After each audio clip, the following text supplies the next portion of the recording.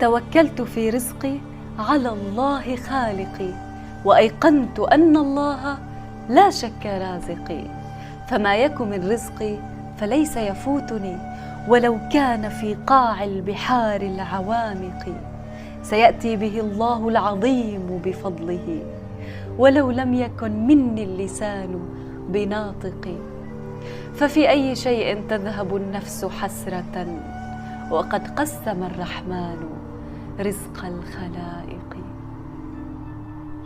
دع الأيام تفعل ما تشاء، وطب نفسا إذا حكم القضاء، ولا تجزع لحادثة الليالي، فما لحوادث الدنيا بقاء. وكن رجلا على الأهوال جلدا، شيمتك السماحة والوفاء، وإن كثرت عيوبك في البرايا وسرك أن يكون لها غطاء، تستر بالسخاء. السلام عليكم، أهلا وسهلا بمتتبعات ومتبعين قناة حرف وهوايات نجاة. أتمنى إن شاء الله تكونوا كامل بخير.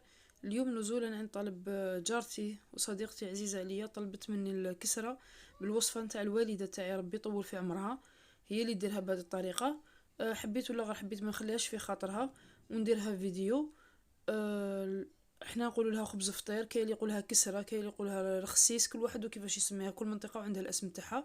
كيما راكي تشوفي هنايا درت بالبول تاع الشوربه، كيلت انتي الكيل اللي تحبيه، ماشي لازم تتقيدي بالبول تاع الشوربه، ولا كاين اللي كيل بالعلبه المارغرين ولا كيما تحبي. درت 4 سميد رطب مع كيلة 4 كيلات سميد رطب، اي نوع تاع سميد اللي عندك، وفي بعض الاحيان نديرها بسميد تاع الشعير ولا تاع القمح، مع كيلة نصف سميد متوسط ونصف فارينه.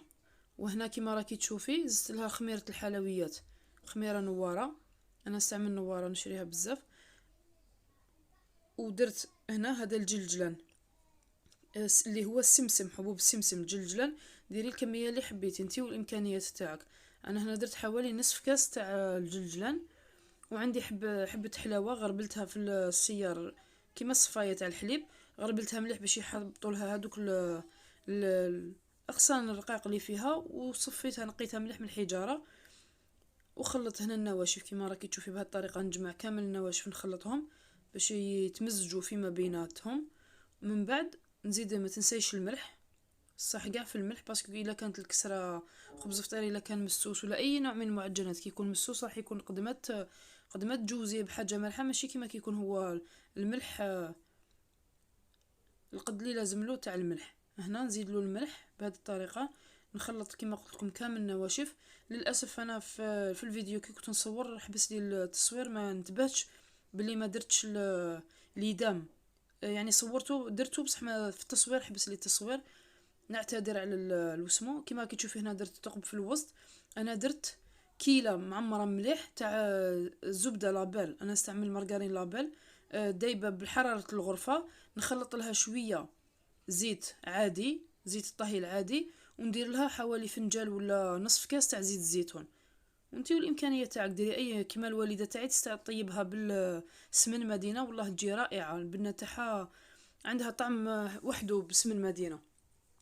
نمزجهم بعد ما نبسسها، ندخل ليدام وسمو في السميد تاعي، نبسو مليح بيدي على الكف تاع اليد.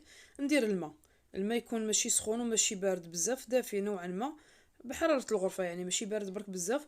ونجمعها كيما راكي تشوفي هنا في الصوره، راح تكون شويه طريه كيما كتشوفي، نحط صبعي يدخل داخل طريه، باسكو بالخف دوك السميد كي تكون نوعيه مليحه السميد وحده يشرب ليدام ويشرب الماء، يعني مش هتبقى طريه كيما المهم انت كي تجمعي العجينه تاعك راح تكون طريه نوعا ما.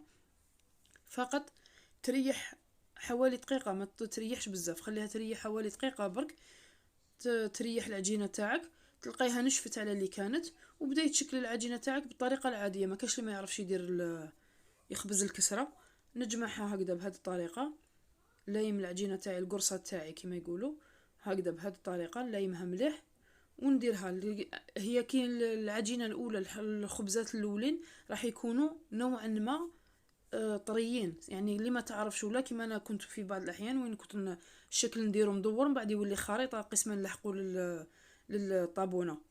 هنايا ديري بابي كويسون ورق الطهي، وحلي فيه بالحلال. للاسف التصوير كان عندي سيبور تاعي عيان، التصوير ما بانش مليح. بهذه الطريقه تكون السمك تاعها حوالي نصف سنتيمتر. نسقم العجينه تاعي، الخبزه تاعي نسقم لها الحواف تاعها باش ما تبقاش معوجه. نحلها بالحلال مليح ونديها هي بالورق الطهي باش ما تتعوجليش. انا للاسف قلت لكم السيبور تاعي كان عيان، ما قدرتش نصور مليح. ندي الكسره تاعي هكا بورق الطهي تساعدها، خاصه المبتدئات اللي ما يعرفوش يرفدوا الكسره ويخافوا تتعوج لهم. يدوا الكسره تاعهم يحطوها فوق بالبابي، يقلبوها على الطاجين، من بعد تقبيها بالفرشيطه وخليها طيب. بعد ما تكون يعني على كل حال لازم الطاجين يكون سخن مقبل. تحطي الطاجين تاعك يسخن، قلبيها فوق الطاجين وخليها حتى يولي اللون تاعها يتغير، يولي شغل بالصفوريه من الفوق بلي راهي بدات تنشف لك. قلبيها وطيبيها بطريقه جد عاديه كما راكي تشوفي في الفيديو لهنا. حتى طيب لك جهه زيدي قلبي الجهه الاخرى.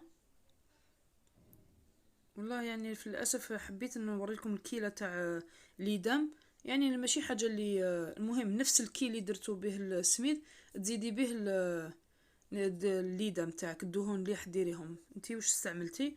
انا استعملت في الكسره تاعي هنايا لابيل، لانه الزبده الوحيده اللي يقدر ياكلها وليدي من الحساسيه تاع الحليب، هي الوحيده اللي تناسبه 100%، لانها 100% نباتيه خاليه من الدهون الحيوانيه. كما راكي تشوفي هنا تالمو مبسه مليح. الخبزه الاولى دائما هكذا تتشقق لي وتتكسر باسكو مبسس الليدام مازال ما شربش العجين. بهذه الطريقه الحمد لله كما راكي تشوفي. بعد نزيد الخبزه الثانيه، تلقاي باللي الخبزه الثانيه تلقايها باللي شدت روحها بارابور الخبزه الاولى، لانه العجينه تاعك تكون شربت هذاك الدهون وتشرب الماء تاعها تشد روحها كما راكي تشوفي هنا. بهذه الطريقه للاسف التصوير هو اللي خاني السيبور تاعي معوج هكذا. هنايا يعني قدرت نرفدها بيدي لانها شدت روحها، ونحطها في الطاجين تاعي ونطيبها بطريقه جد عاديه. ان شاء الله بك تكون الوصفه لحقت الجارتي اللي نتمنى لها الشفاء العاجل. ربي يشد لها ان شاء الله في صحتها وترتاح لعائلتها ولابنائها. كما كي تشوفي هنا كاين طريقه هنا حبيت ننبه لواحد الفكره، يعني انا ماشي فكره تاعي ماخوذه من عند الوالده تاعي. هنايا كي تكون كاش وحده حابه تستعمل هذه كمشروع، باسكو كاين بزاف راهم يخدموا هكذا خبز فطير كسره ويبيعوها للحوانت. هذا الغطاء نتاع الطنجره، غلاق تاع الطنجره ولا تاع مقله ولا اللي يكون حاد من تحتها. نحل الخبزه تاعي طريقه جد عاديه ونطبع بالغلاق، راح تكون متساويه 100% دائره شغل درتيها بالمدور كما راكي تشوفي هنا. هاي ليك وكانك استعملتي المدور في الاخر. حلي الخبزه العجينه تاعك من بعد طبعيه بالاخر وحتى كي طيب يبقى الشكل تاعها دائري 100% كما راكي تشوفي هنايا. طيبيها. كاين بزاف راهم هكذا يخدموا ويبيعوهم كما قلت لكم كاين بزاف راهم يخدموا هكذا ويبيعوا باش تكون الشكل يعني تاعها موحد تاع الكسره تاعك. هذا مكان تكملي طيبيها بنفس الطريقه عادي كما راكي تشوفي لهنا كما بينت لكم في اول الفيديو. تاكلوها بالصحه والهنا ان شاء الله، وربي يقدر كل مؤمن يسعى في هذه الدنيا. والى فيديو اخر باذن الله. ما تيجوا نحمد ربنا على نعمة اليوم اللي بيعدي بسلام بدون مشاكل وبدون مصايب. نحمد ربنا على نعمة الصحة وعلى اننا ما بنصحاش على ألم او اجهزة متوصلة في جسمنا. نحمد ربنا على نعمة البيت والاكل والشرب وعلى اننا مستورين. نحمد ربنا على نعم كتير قوي مش واخدين بالنا منها، غرقانين فيها ومش عارفين قيمتها. الحمد لله إلى أن يبلغ الحمد منتهى. أحلى